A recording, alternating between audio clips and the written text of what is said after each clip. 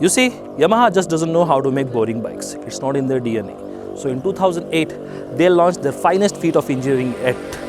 They had unleashed the racing DNA. The baby R1, the R15.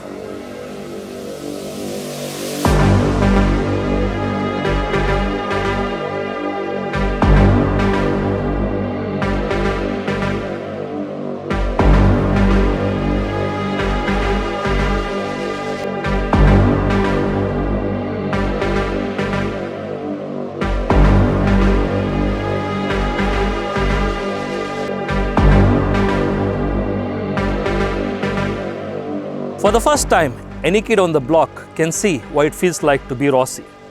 In a sea of identical looking motorcycles, here it was, standing out, announcing to the world that I have arrived.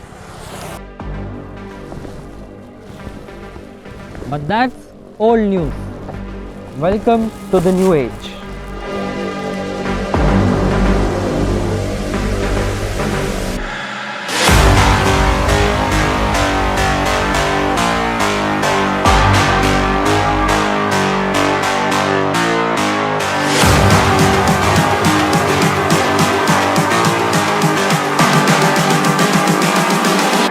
The original R15 was so revolutionary, it set a benchmark for the coming decade.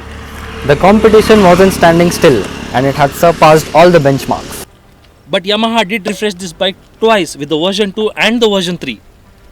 So you're saying that this is a substantial upgrade from the original? Yes, the Yamaha engineers went back to their drawing boards and completely redesigned the bikes. These bikes were based on the R1s, whereas this is based on the R7. We can sit here and discuss about this the entire day, or we can hit the road and burn some rubber.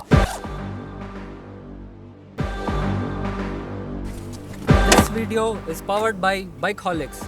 For more bike content, please visit their page. I'm just calling to say I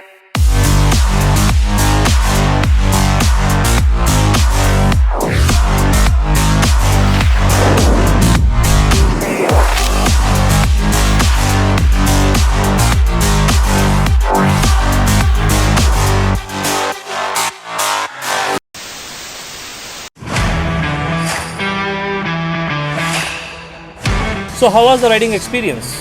The bike was amazing. Like always, Yamaha never disappoints. True that. Before we get into the specifications, just look at the bike. I mean, I totally agree with you. The striking contrast between the generations, the two generations, you can see the 14 years of evolution that Yamaha has taken. Clearly, these two look not just 14 years apart, they look like they are from two different centuries.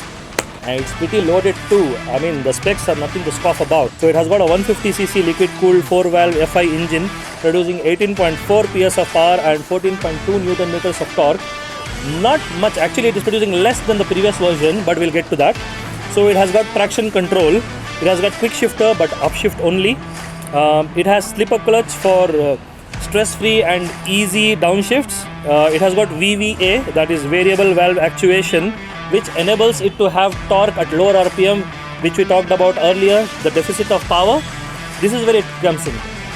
And finally, Yamaha has given us what we all were asking for, upside down forks. These are 37mm upside down forks, which are much better than the previous versions and have not only changed the way the bike looks, it looks much bigger now and better, but also the way it handles.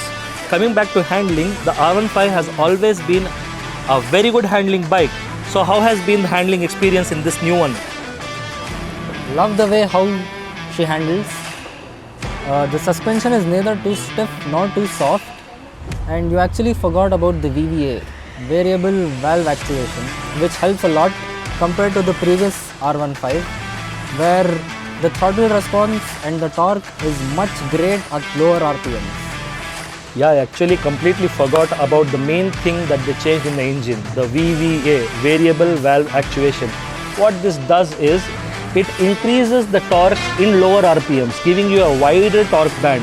Where previously, in the previous bikes, you had to rev the nut out of the engines to get the power. In this, the power is available throughout the rev range.